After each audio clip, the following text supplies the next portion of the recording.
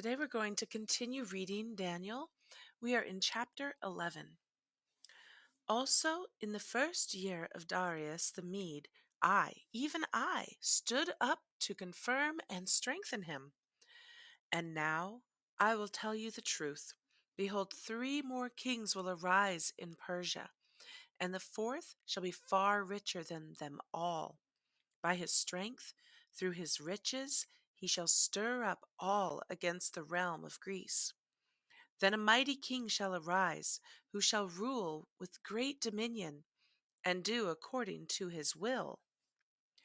And when he has arisen, his kingdom shall be broken up and divided toward the 4 winds of heaven, but not among his posterity, nor according to his dominion with which he ruled.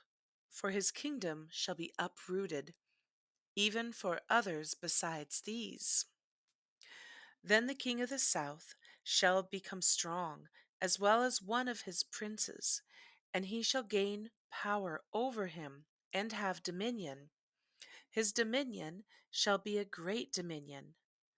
And at the end of some years they shall join forces, for the daughter of the king of the south shall go to the king of the north to make an agreement. But she shall not retain the power of her authority, and neither he nor his authority shall stand, but she shall be given up with those who brought her, and with him who begot her, and with him who strengthened her in those times. But from a branch of her roots one shall arise in his place, who shall come with an army, enter the fortress of the king of the north, and deal with them and prevail. And he shall also carry their gods captive to Egypt, with their princes and their precious articles of silver and gold. And he shall continue more years than the king of the north.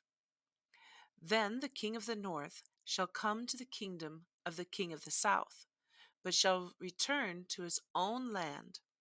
However, his sons shall stir up strife and assemble a multitude of great forces, and one shall certainly come and overwhelm and pass through.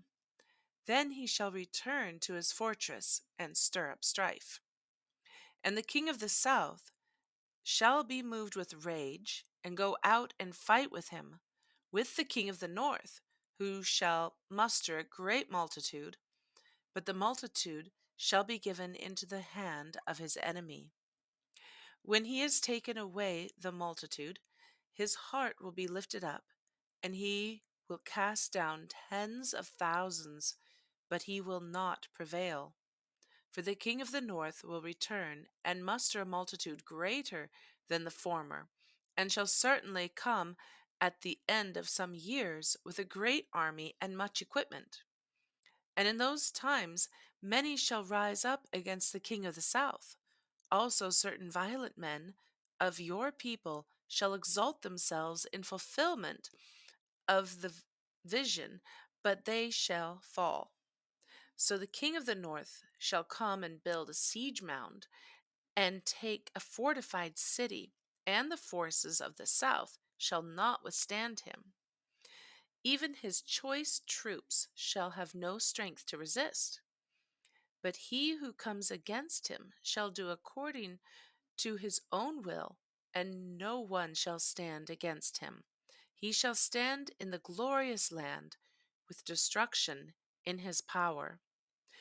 He shall also set his face to enter with the strength of his whole kingdom, and upright ones with him. Thus shall he do. And he shall give him the daughter of women to destroy it, but she shall not stand with him or be for him. After this he shall turn his face to the coastlands, and shall take many. But a ruler shall bring the reproach against them to an end, and with the reproach removed, he shall turn back on him. Then he shall turn his face toward the fortress of his own land, but he shall stumble and fall, and not be found. There shall arise in his place one who imposes taxes on the glorious kingdom, but within a few days he shall be destroyed, but not in anger or in battle. And in his place shall arise a vile person, to whom they will not give the honor of royalty, but he shall come in peaceably and seize the kingdom by intrigue. With the force of a flood they shall be swept away from before him and be broken, and also the prince of the covenant. And after the league is made with him, he shall act deceitfully, for he shall come up and become strong with a small number of people.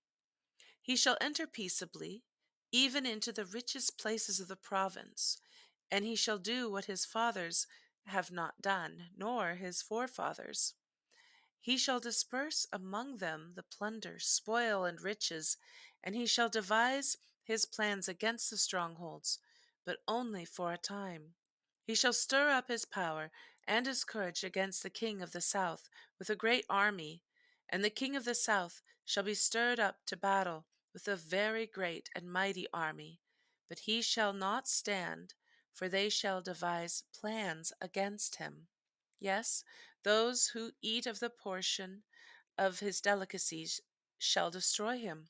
His army shall be swept away, and many shall fall down, slain. Both these kings' hearts shall be bent on evil, and they shall speak lies at the same table, but it shall not prosper, for the end will still be at the appointed time. While returning to his land with great riches, his heart shall be moved against the holy covenant, so he shall do damage and return to his own land. At the appointed time he shall return and go toward the south, but it shall not be like the former or the latter. For ships from Cyprus shall come against him. Therefore he shall be grieved and return in rage against the holy covenant and do damage. So he shall return and show regard for those who forsake the holy covenant.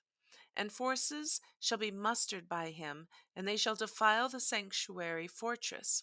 Then they shall take away the daily sacrifices, and place there the abomination of desolation. Those who do wickedly against the covenant he shall corrupt with flattery. But the people who know their God shall be strong and carry out great exploits. And those of the people who understand shall instruct many, yet for many days they shall fall by sword and flame, by captivity and plundering. Now when they fall, they shall be aided with a little help, but many shall join with them by intrigue.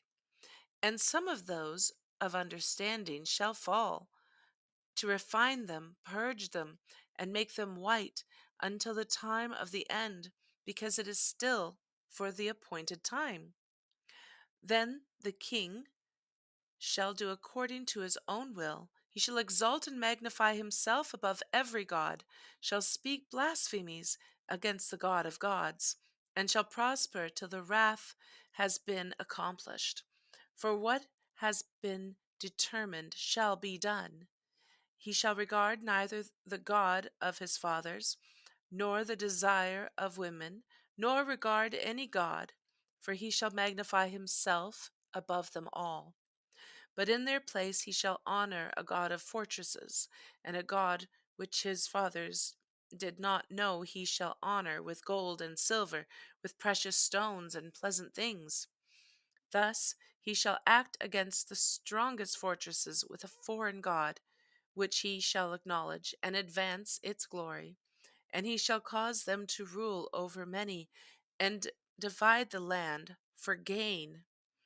At the time of the end, the king of the south shall attack him, and the king of the north shall come against him like a whirlwind, with chariots, horsemen, and with many ships, and he shall enter the countries, overwhelm them, and pass through.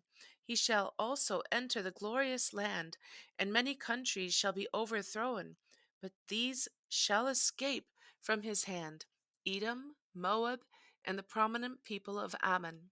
He shall stretch out his hand against the countries, and the land of Egypt shall not escape. He shall have power over the treasures of gold and silver, and over all the precious things of Egypt. Also, the Libyans and Ethiopians shall follow at his heels. But news from the east and the north shall trouble him. Therefore he shall go out with great fury to destroy and annihilate many.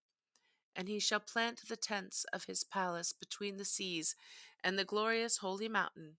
Yet he shall come to his end, and no one will help him. May the Lord add a blessing to the reading of his word.